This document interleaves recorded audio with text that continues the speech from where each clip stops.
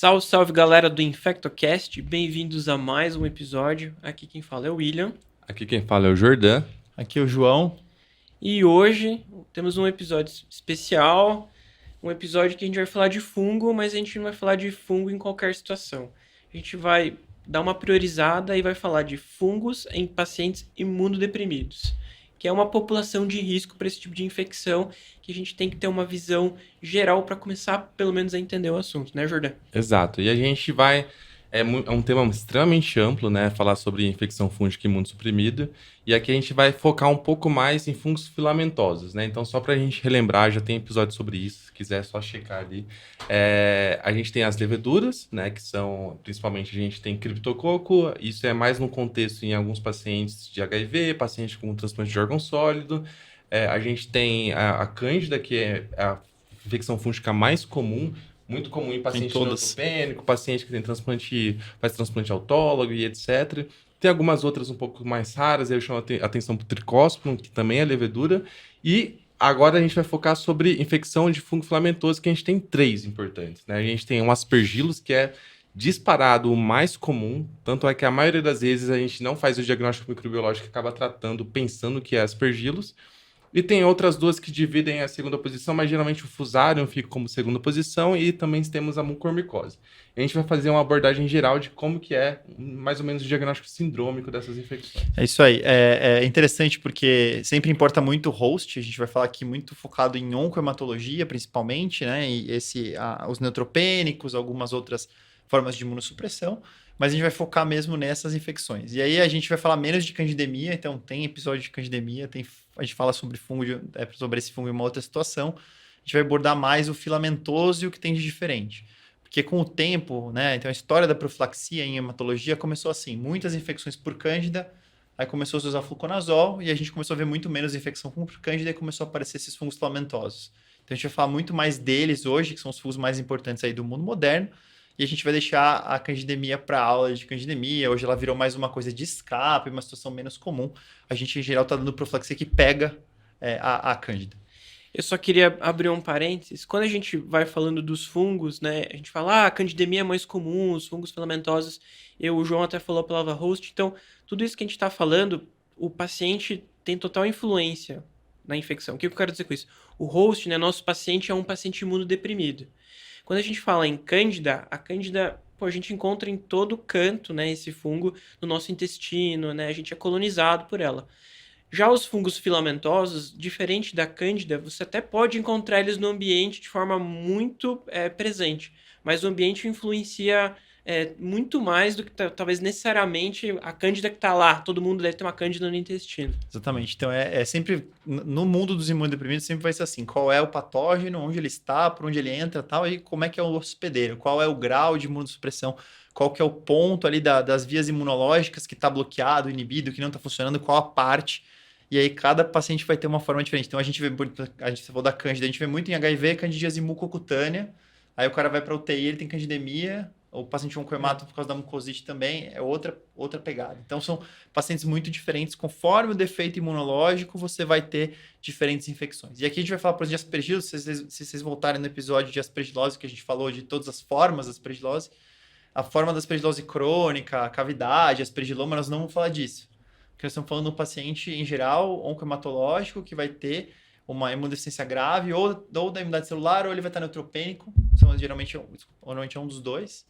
E esse cara vai ter uma lesão que é anjo-invasiva. O fungo invade o vaso, ele é muito mais agressivo, não tem aquela coisa de cavidade, meses. Aqui é uma doença muito mais aguda, muito mais grave, muito mais letal, muito mais rapidamente fatal para o paciente. Então, mais grave. Então, assim, só para reforçar até um termo que eu fui aprender quando eu comecei a estudar fungo, é o termo ubictário, né? Que é o bictário. O bictário significa que é o paciente que está... O paciente significa que o bicho ali, no caso o fungo, ele está presente em todo o ambiente. Então, se ele está presente em todo o ambiente, que no caso, por exemplo, aspergillus, tem relato até de achar em estação espacial, por exemplo, aí a gente... Por que algumas pessoas têm e outras não? Isso aí demonstra a importância do hospedeiro. Então, João, vamos agora falar qual é o hospedeiro de risco, quando que a gente vai pensar em infecção fúngica. Então, a gente já frisou bastante que isso é o mais importante. Então, quem que é o mais culpado ali? Vamos Quem lá. que é o principal? Lembra quando a gente falou com o pessoal da a hematologia, que todo infecto tem que saber? Tinha lá o cara que mais recebia aquela químio pesada que ficava mega neutropênico por um período muito longo. Era a leucemia aguda. Esse era o número 1.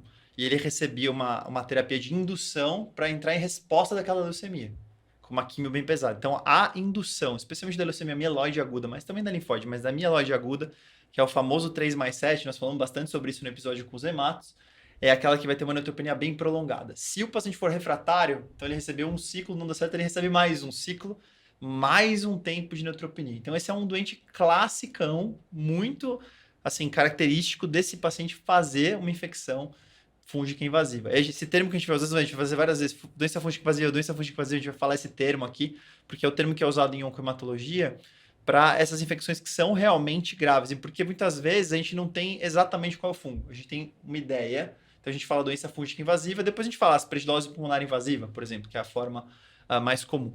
Então, o primeiro cara é a LMA, o famosão em terapia de indução, e se for refratário, quanto mais ciclos de químio, mais tempo de neutropenia, pior. E o outro grupo clássico de doença fúngica invasiva no mundo da oncohematologia é o paciente que recebeu o transplante alogênico, e ele evolui com aquela doença do enxerto contra hospedeiro, que a gente falou nos episódios anteriores, e ele recebe uma imunossupressão especial ali para isso. Tá? Então ele está imunossuprimidão e com doença do enxerto. Então esse combo, esses dois grupos são considerados altíssimo risco. E nesse momento também é importante ver quem é baixíssimo risco, que é muito raro. Então a gente falou aqui no tratamento dos linfomas e do mieloma existe o transplante de medula óssea autólogo, que é uma superquímio. E a gente vê menos de 1% de doença fúngica invasiva nesses pacientes. Muito menos fungo. Então, esse grupo é um grupo de baixo risco de doença fúngica. Os transplantes de órgão sólido, a maioria, exceto o pulmão, ali é um risco mais baixo também. Transplante renal. Não vê todo mundo fazendo aspergilose invasiva, não é comum.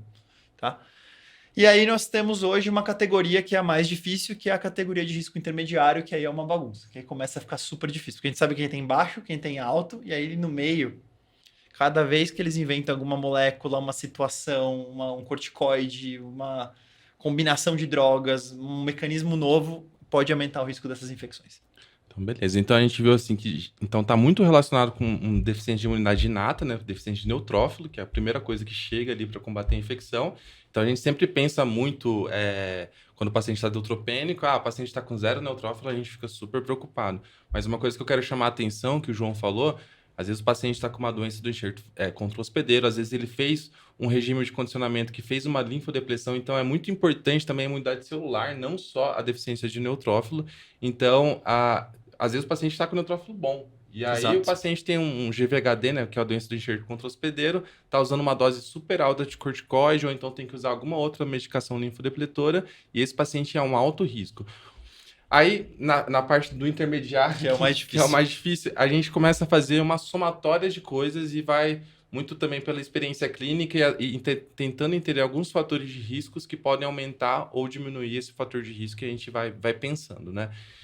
E por que é importante definir esse alto e baixo risco? Porque hoje em dia a gente tem algumas estratégias que é principalmente profilaxia, o que a gente vai adotar, qual que vai ser a estratégia para a gente... tentar evitar com que a pessoa tenha essa infecção, que a gente já está falando, se o paciente tem alto risco e a gente não tem vacina, a gente tem que fazer alguma coisa. Exato, eu acho que isso é muito interessante, porque é legal falar quais são as estratégias, né? Então, o Jordão falou da profilaxia. Se eu sei que o paciente tem um risco muito elevado, e eu tenho uma medicação que pode ajudá-lo a não ter esse risco, eu vou diminuir, e é um paciente que eu sei que é risco alto, eu vou dar profilaxia para ele nem ficar doente. Deu para entender aqui, a gente falando um pouco, a gente não falou exatamente isso, essa informação, mas deu para entender porque a gente falou que essa infecção, geralmente as infecções fúngicas às vezes têm um prognóstico ruim. São infecções graves, de alta mortalidade. E é isso mesmo, 50%, 60%. E aí vale falar uma coisa que eu gosto de falar sempre quando a gente começa a discutir. Eu falo muito assim, o prognóstico da doença fúngica depende do controle da doença de base. Então, o que significa isso? Isso acho que é uma coisa bem legal falar, porque as doenças fúngicas invasivas todas têm alta mortalidade nesses pacientes, e importa muito se esse cara recuperou da doença. Ou seja, você conseguiu tirar a imunossupressão que causou a infecção fúngica? Se você não consegue, geralmente esse cara vai muito pior.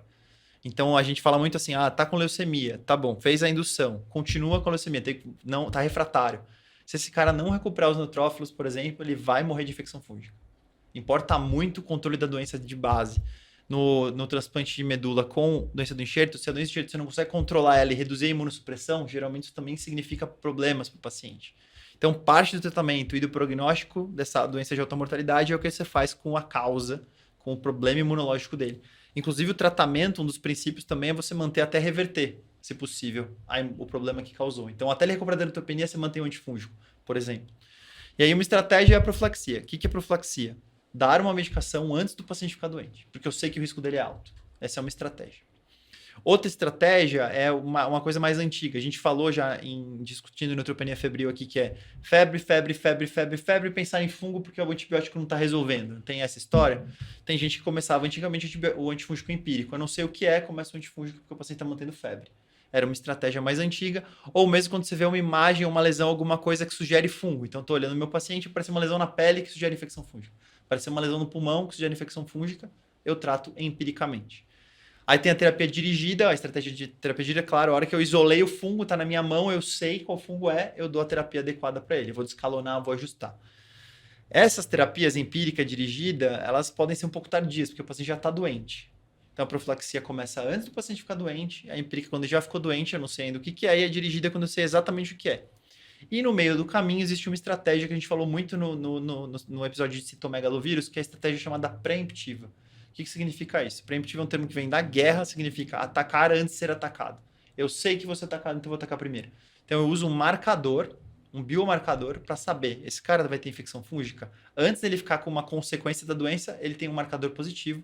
No caso, aspergilos, a gente vai falar de galactomanana, que é o marcador mais usado para esse contexto, né?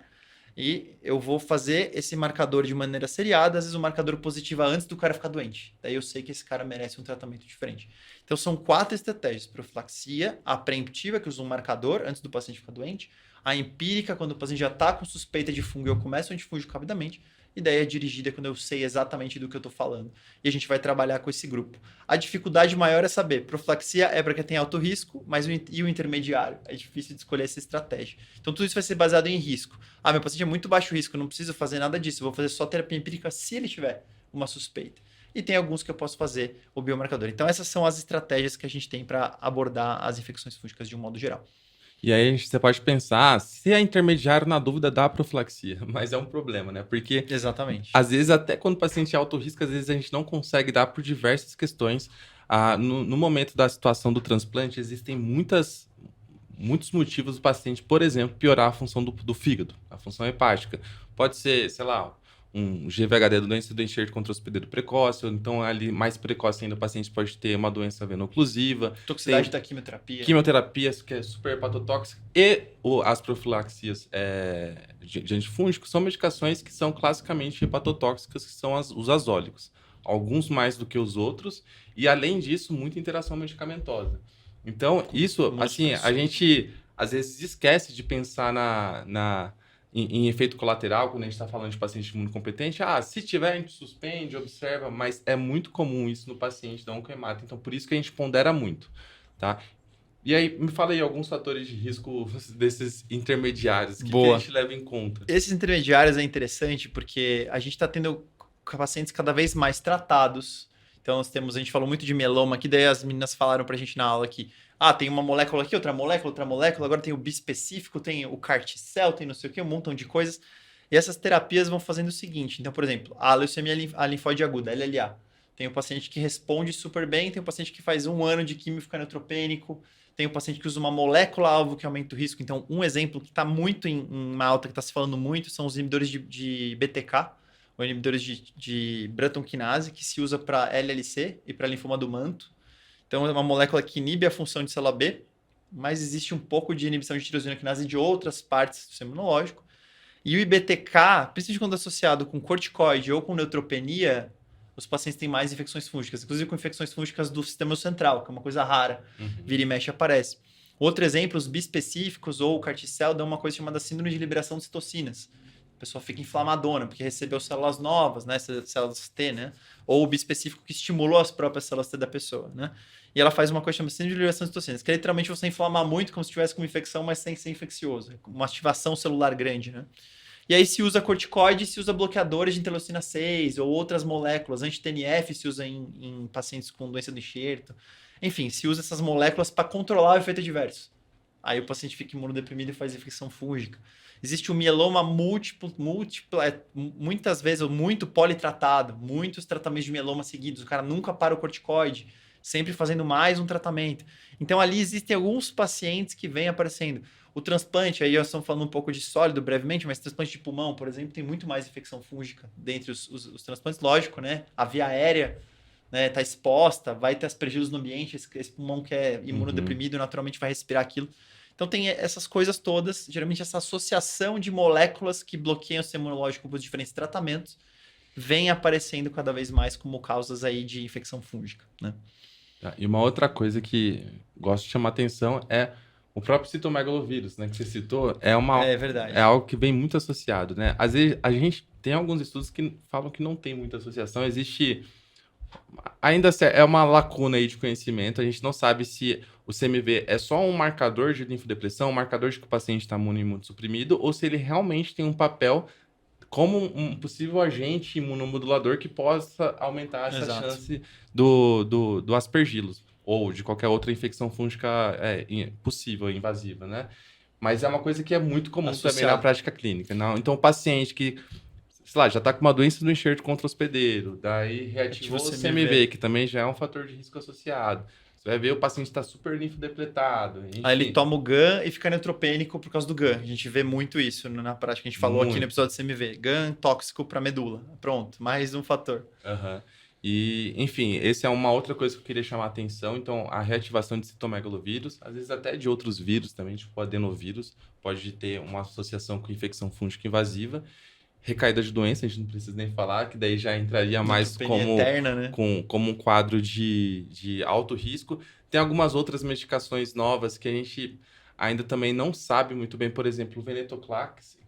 Às vezes, uma das toxicidades do veneto é manter o paciente neutropênico por um período prolongado. Às vezes, é uma neutropenia muito prolongada e a gente acaba vendo, às vezes, infecção fúngica invasiva nesses pacientes. E ainda não existe uma recomendação, assim, de, tá com Vidase e Veneto, que é um esquema clássico aí principalmente para LMA, para paciente que não tem um status clínico muito bom. E aí não existe uma recomendação formal. Você tem que dar voriconazol profilático, ou isavuconazol, ou posaconazol profilático para esses pacientes. Ou o que você faz, porque tem Ou interação. O que você faz, tem interação. O próprio venetoclax tem interação com essa medicação. Então, é muito difícil. E isso a gente se depara diariamente. Todos os dias a gente passa por isso. Um grupo legal que vale mencionar também são aquelas infecções na UTI. Apesar de elas serem menos comuns, aqueles pacientes que têm um quadro viral grave, influenza, mesmo na época do Covid, um quadro pulmonar viral muito grave. UTI, geralmente num paciente já com DPOC, com uma doença estrutural pulmonar, corticóide, um vírus, e aí a aspergilose invasiva. Isso acontece também. É uma categoria de risco intermediário. A gente também não sabe muito bem onde colocar. Especialmente influenza é muito bem documentado, né? Exato. Às vezes existe uma associação bem firme. Tem dúvida sobre qual é o melhor critério diagnóstico ali para se utilizar. O aspergillus ele está no ambiente da UTI também. Né? É legal falar também, isso é uma coisa interessante, às vezes a gente muda a categoria de risco do paciente durante o tratamento dele, então isso é uma coisa legal. Você tem um paciente que está no TMO, aí tá tudo bem, tá transplantando dentro do filtro, na unidade, que tem aquele filtro EPA, tem filtro nos canos, toda a água é filtrada para não ter contato com fungo, daí ele tem uma intercorrência, vai para UTI. Aí tem um leito que não tem filtro, por exemplo, ele se expõe mais ao ambiente. Ou, classicamente, os surtos de infecção fúngica foram associados com reformas no hospital, com alguma questão no jardim, ou você quebra a parede e solta aspergillus, então também tem essas coisas do ambiente, o controle do ambiente é muito importante, até inclusive dos motivos que se acredita que, por exemplo, na Índia teve muito mucor e não teve em alguns outros países, por exemplo, provavelmente é uma questão mais ambiental. Então tem várias, aí tem essa parte tem o lado do host, nós falamos muito do lado do host, mas também tem o lado de quanto você se expõe ao agente infeccioso também, né? Então os filtros, aquela coisa toda que vocês veem na unidade de hemato, para proteger justamente de se expor ao fungo. Beleza. E aí, a gente tá pensando aí nesses maiores riscos. Tudo isso vai ser muito importante para a gente pensar também em quando pensar em infecção fúngica, né? Porque, falando mais uma vez, é um fungo ambiental, muitas vezes o próprio aspergillus. Então, se eu chegar num paciente que imunocompetente, fez uma cirurgia de apendicite, deu ruim, foi entubado, tá na UTI, aí do nada piorou um pouquinho a ventilação, você coleta um lavado broncoalveolar e cresce aspergillus nesse paciente. A interpretação do aspergillus nesse paciente é totalmente diferente no paciente da oncohemato, né? Porque pode ser que seja só um colonizante de via aérea. Às vezes o paciente teve um inóculo muito importante, mas não é aquilo que está causando o problema para o paciente. Então, beleza, dentro do contexto da onquemato, quando que a gente vai pensar num paciente com infecção fúngica? Acho que a ideia, primeiro, a gente falou de risco algumas vezes aqui para ilustrar para vocês que é o seguinte. Primeira coisa que eu olho para saber se um paciente pode ter fungo ou não é qual que é o risco. Porque às vezes ele vai ter um quadro que pode ser uma infecção fúngica. Então, o que é isso? Por exemplo, uma febre persistente. Estou dando antibiótico para um paciente neutropênico. O antibiótico cobre aquela flora de microbiota intestinal clássica, assim. A gente falou bastante na aula de neutropenia febril. Cefepime, pipetazo, meropenem. 3, 4 dias o cara mantém febre. Pode ser 200 coisas, uma pode ser fungo. Qual é o risco desse cara ter uma infecção fúngica? Vai determinar se eu vou muito atrás desse fungo ou não. Então, se é um paciente de baixíssimo risco, é autólogo, a gente falou aqui. Não sei se eu vou estar preocupado. Pô, mas é um halogênico com doença do enxerto. É uma LMA. Vou fazer tomografia de tórax, vou procurar fungo nele agora. Onde que a gente vai procurar infecção fúngica invasiva? Seios da face e tórax. E não esqueçam que tem o exame físico. Então, uma coisa importante também lembrar. Exemplo, fusariose adora fazer lesão de pele. É clássico. Lesões de pele tipo vasculíticas, infiltradas. Você vai ver, o classicão é ter... A gente até brinca, né? Roxo, né? O preto, né? Escuro é bad, é ruim. Coisa necrótica é péssimo, tá? E é muito comum na hemato uma lesão que seria não necrótica ou não hemorrágica numa pessoa normal ser necrótica ou ser hemorrágica, porque eles são todos plaquetopênicos, praticamente, os pacientes da hematologia. Então é comum que o rash da candidemia ele é papular. Aí na hemato é roxo. Por quê? Porque o cara tem plaquetopenia. Então, rash também você tem que olhar. Pode ser sinal de doença fúngica. Sintomas rinocinusais, né? Sintomas oculares, podem ser sinais de alguma sinusite fúngica invasiva na região da face, então você tem que perguntar. E, claro, sintomas respiratórios podem se apontar para uma infecção pulmonar. Mas qual que é o problema? O neutropênico, o imunodeprimido, o corticoide, várias moléculas, os sintomas não são típicos, não são característicos. Às vezes é só febre e mais nada. Aí, por isso que eu falo que temos que olhar o risco. E aí nós temos que olhar qual estratégia nós usamos. Usamos profilaxia? Qual profilaxia? Tal antifúngico, voriconazol. O que escapa do voriconazol? É tal. Usei o quê? Fluconazol. O que escapa do fluconazol? Ah, é tal e tal. Então, por exemplo, se eu estou usando uma terapia antilevedura, estou usando fluconazol. E aí meu paciente escapa com uma lesão pulmonar, a aspergilose vai ser o mais comum disparado. Agora, se eu estou dando voriconazol, posaconazol ou isavuconazol, que pegam aspergilos, pegam filamentosos, o que vai escapar mais? Vórico pode ser mucor. E aí... Depende, né? Cada molécula tem mais um tipo de escape. Então, eu tenho que pensar o que eu tô dando. Então, o que eu vou pensar de que tá escapando. E aí, eu tenho que ver se eu tava fazendo aquele biomarcador. Então, se eu fizer estratégia preventiva, eu tô dosando a galactomanana o tempo todo. A galactomanana está presente principalmente em aspergilos. Mas também está presente em fusariose. Também está presente em histoplasmose. Para surpreender a gente um pouquinho às vezes. Então, qual fungo eu estou pensando? Aspergilos. Estou fazendo o biomarcador o tempo todo. Então, vou dosar no sangue a galactomanana. Também posso dosar no lavado a galactomanana para ajudar no diagnóstico. Então, vou ter que olhar meu paciente assim. Estou suspeitando quando? O clássico, pessoal, febre persistente no paciente de alto risco. Esse é o clássico para você pensar em infecção fúngica. Exato, né? E o clássico é muito importante porque do exame físico, realmente, o que ajuda bastante é sempre olhar a pele.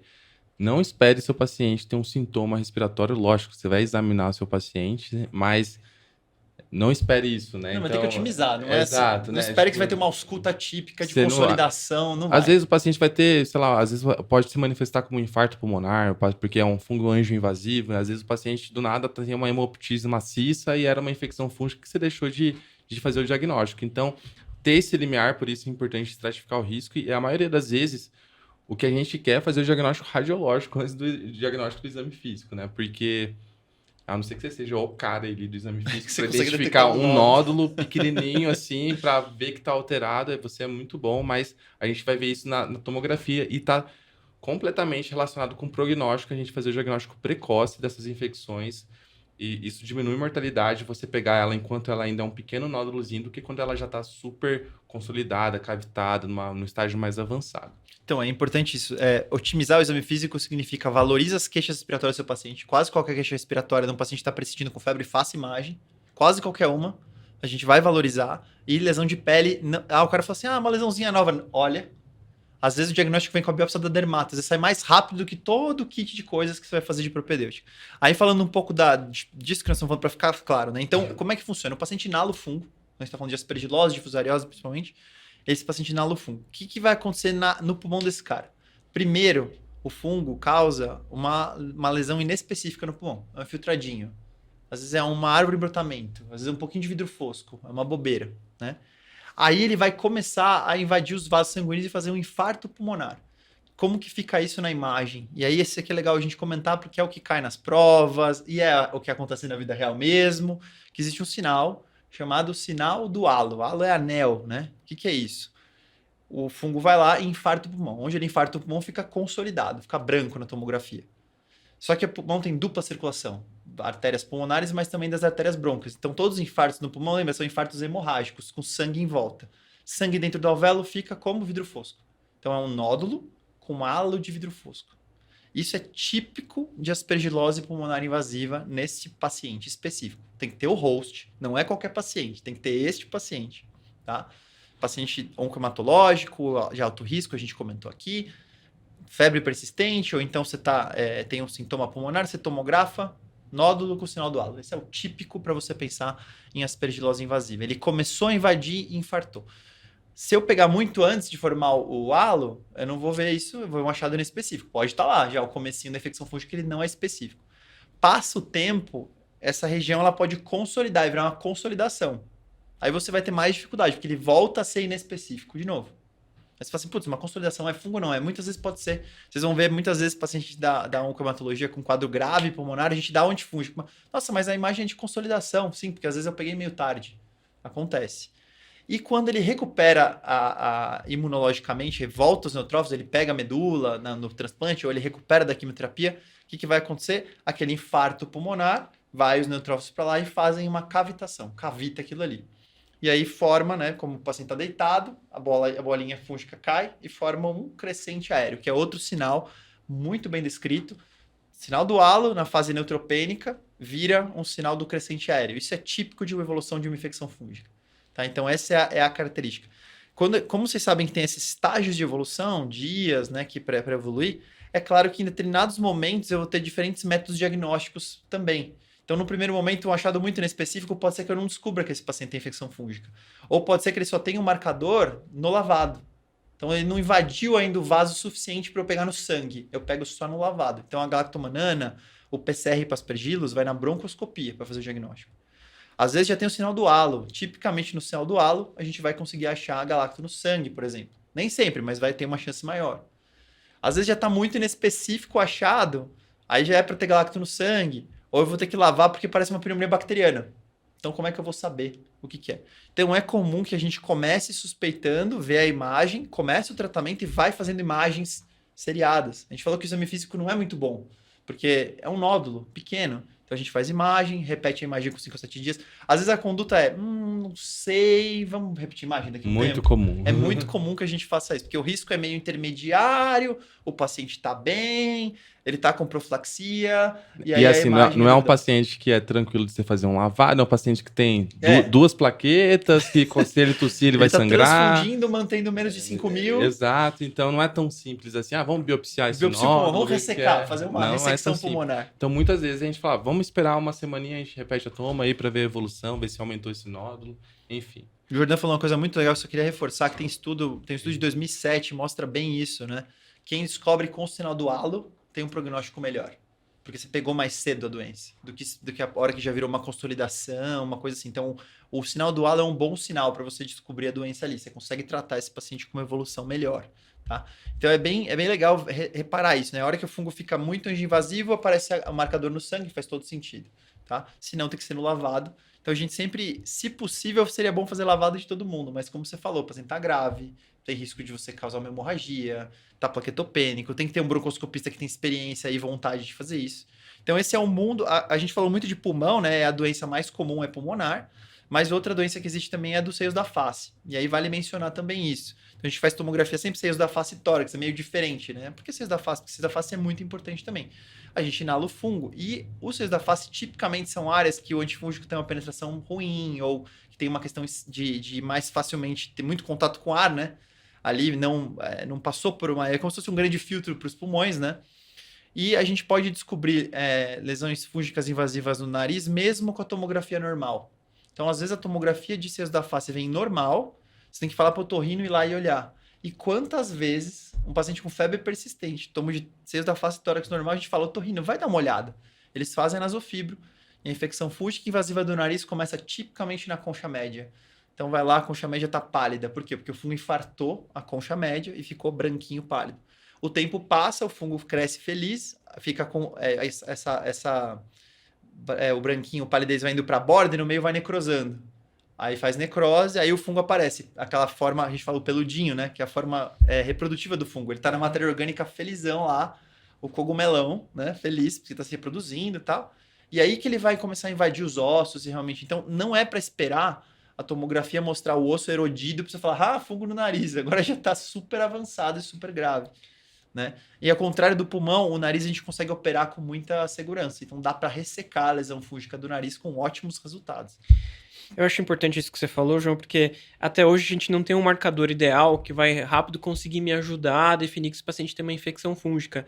Então, uma coisa no dia a dia, como a gente vê, talvez, de quem não está acostumado com esses pacientes, é assim, eu não sei o que o paciente tem, está fazendo febre. Eu pedi aqui uma sorologia aqui de aspergilose.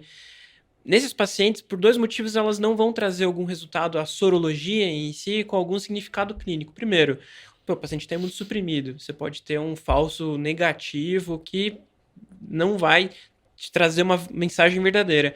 E lembrando, como a gente comentou lá no começo, esses fungos eles estão no ambiente. Então, contato com eles de uma forma geral você pode ter. Aí a gente entra nisso que você falou, a gente tem a galactomanana, que hoje em dia é um dos exames que acaba ajudando, mas mesmo assim, como você comentou antes, para cair no sangue, né, o negócio tem que estar invadindo e chegando lá. Tanto que, inclusive, o nosso ponto de corte, geralmente, para a galactomanana sérica, é menor do que tem no pulmão. Ou seja, o ideal se você está vendo lá no pulmão a lesão sugestiva, ir lá procurar. E também, voltando naquilo que a gente falou, de qual terapia que a gente está usando como profilaxia ou qual que vai ser a estratégia que a gente vai estar fazendo para talvez uma terapia primitiva. Se na minha profilaxia, como o senhor comentou antes, eu estou usando uma droga que vai cobrir ou vai escapar, eu tenho que às vezes também olhar para aquele meu remédio. Será que o meu voriconazol que eu estou usando está no nível sérico? Será que meu paciente está realmente tomando remédio? Quando a gente fala, por exemplo, do posaconazol, que a gente usa às vezes como profilaxia, é um remédio que aqui a gente só tem no Brasil a solução oral. E às vezes para o paciente ter a absorção adequada, tem que ter um aporte de gordura muito significativo, né? O paciente já está mal, quimioterapia, vomitando, nauseado. Então, então, sempre tem essa questão que a gente questiona. E as drogas que interagem, né? Por exemplo, o voriconazol interage, como o Jordan comentou antes, com vários remédios, às vezes ele não faz o nível sérico adequado. Então, isso também é um desafio que a gente tem que ter em mente para esse rastreio. Isso que o tá falando é muito legal, porque assim, então meu paciente é alto risco, eu dei profilaxia para ele. Isso muda toda a minha interpretação do que vai acontecer depois. Então ele vai fazer tomografia, ele veio com nódulo, mas eu tô dando vórico. Primeira pergunta, tá no nível? Tá no nível. Então é mais difícil ter um aspergillus. Será que é um mucor? Será que é um fusarium? Será que é outra coisa? Será que é um aspergillus resistente? A gente não tem tanto no Brasil, mas fora tem muita resistência de aspergillus azólico, né? Tem uma culpa aí que tem a ver com agropecuária e tal, tem uma culpa de usar muito voriconazol mesmo, né? Então tem esse lado.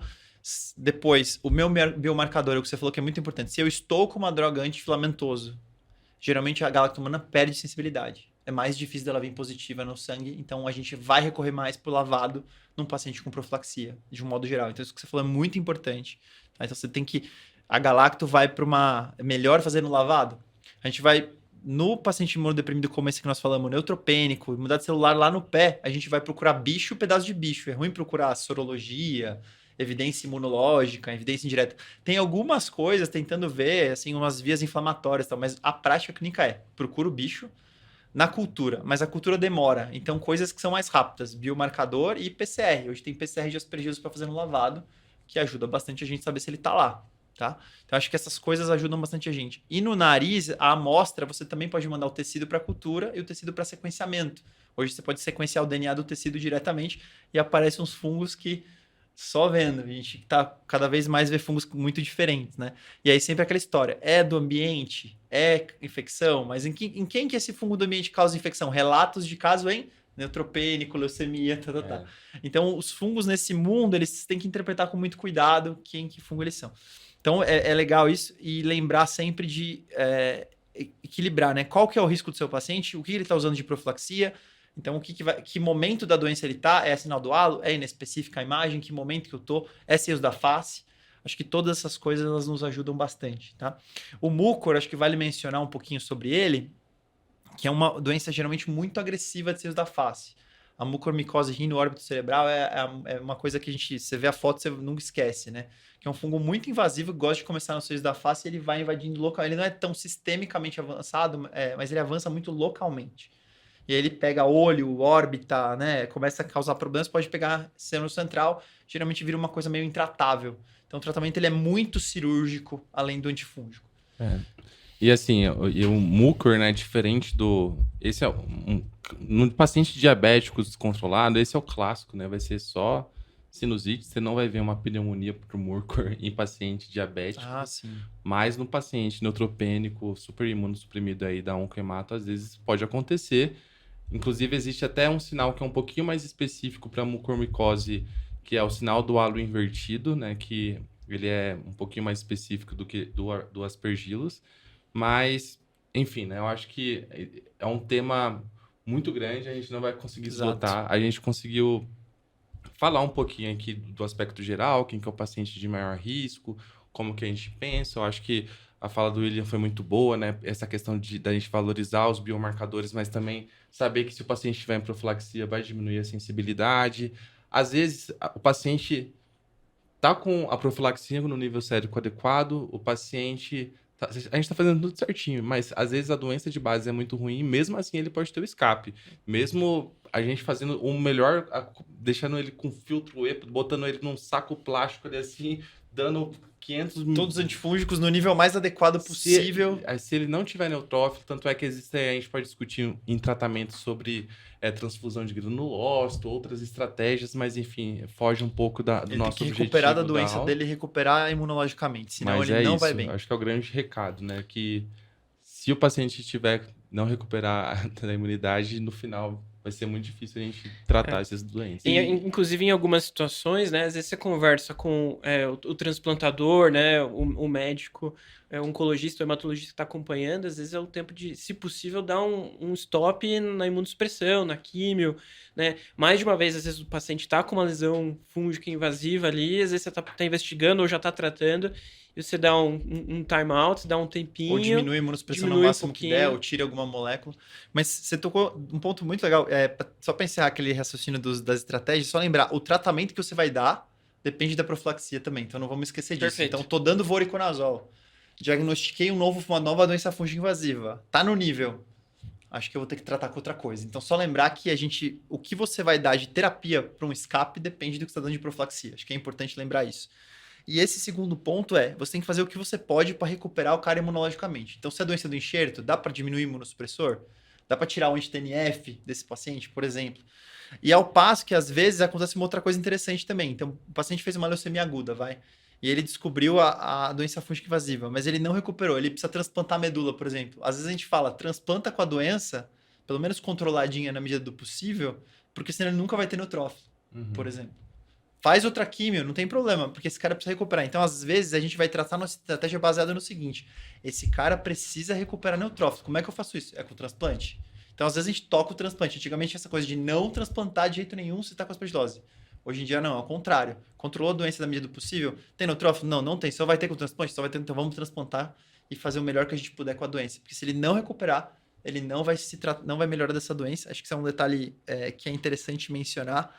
Então, se você puder fazer alguma coisa que o cara recupere a defesa dele, faça. Se você tiver tempo também, acho que vale só mencionar. Se você tem tempo e não vai fazer mais tratamento, então acabou o tratamento, era só uma quimio. Tem algumas leucemias que é só quimioterapia e acabou. O cara está em remissão completa, recuperou o neutrófilo. Às vezes, se dá tempo, antes do próximo ciclo ou antes de um próximo tratamento, você ressecar uma lesão do pulmão, você pode. Espera ele melhorar. Ficou lesão pulmonar, tira a lesão pulmonar. Tira a lesão do nariz. Se você tirar a lesão, cirurgicamente também existe isso, antes do próximo imunossupressão. E lembrar que se seu paciente teve uma infecção fúngica e ele se submete de novo àquilo que causou a infecção fúngica nele, a gente faz o que a gente chama de profilaxia secundária. Volta aquele antifúngico da outra vez. Então, meu paciente internou para teve uma leucemia aguda, fez uma aspergilose invasiva, tratei ele com voriconazol. Agora ele vai para o transplante. Ficou neutropênico de novo? Vou fazer profilaxia secundária com voriconazol. Acho que vale lembrar disso também. Aquela velha história que a gente sempre comenta, tudo que já aconteceu no seu paciente, tirando decapitação, a chance de acontecer de novo é muito maior. Especialmente expondo ele de novo ao É. que causou a primeira coisa. Ao mesmo que você esteja numa Revolução Francesa, né, fique de olho no histórico do paciente. Bom, para quem está ouvindo aí, sabe que a gente ama esse assunto, a gente adora conversar sobre ele, e essa conversa vai muito mais longe, né? A gente podia conversar sobre tratamento, sobre voriconazol, posaconazol, esavuconazol, a gente nem tocou nos assuntos Né? das Cada anfotericinas. um dos fungos que causam as doenças são tratados de maneira Interessante. diferente, Falar abordados diferente. especificamente sobre infecção de escape de maneira Exatamente. mais aprofundada, segmento do paciente durante o tratamento, é muita coisa pra gente falar. Então, E se para isso a você- gente tem uma novidade, né, João? Fala aí. Exatamente. Então, se você quiser se aprimorar de fato nisso, né? Se você quiser se você quiser se aprimorar para valer e conhecer muito mais aprofundado desses assuntos, entender cada um dos detalhes, cada antifúngico, cada tipo de tratamento hematológico, o que acontece com o seu paciente e tal, você está super convidado a participar com a gente da pós-graduação de infecções em imunodeprimidos. A gente começa a primeira turma agora em março. Então, é uma pós totalmente online, com encontros síncronos com a gente para discutir caso, com gente de várias especialidades, com uma equipe, um timaço para te mostrar, te ensinar e te deixar confortável a tratar esse paciente aí que está lá, 10 leucócitos, febre persistente, imagem no pulmão, e você vai ficar tranquilo e saber o que você vai fazer. Então, quero convidar vocês para participar da nossa pós-graduação e aprender muito mais aprofundado tudo sobre esse assunto das infecções fúngicas e, claro, muito mais em vários outros contextos. É isso? Isso aí, pessoal. Valeu. Falou. Obrigado e vejo vocês lá na nossa pós. Valeu. Valeu, gente. Tchau, tchau. Show?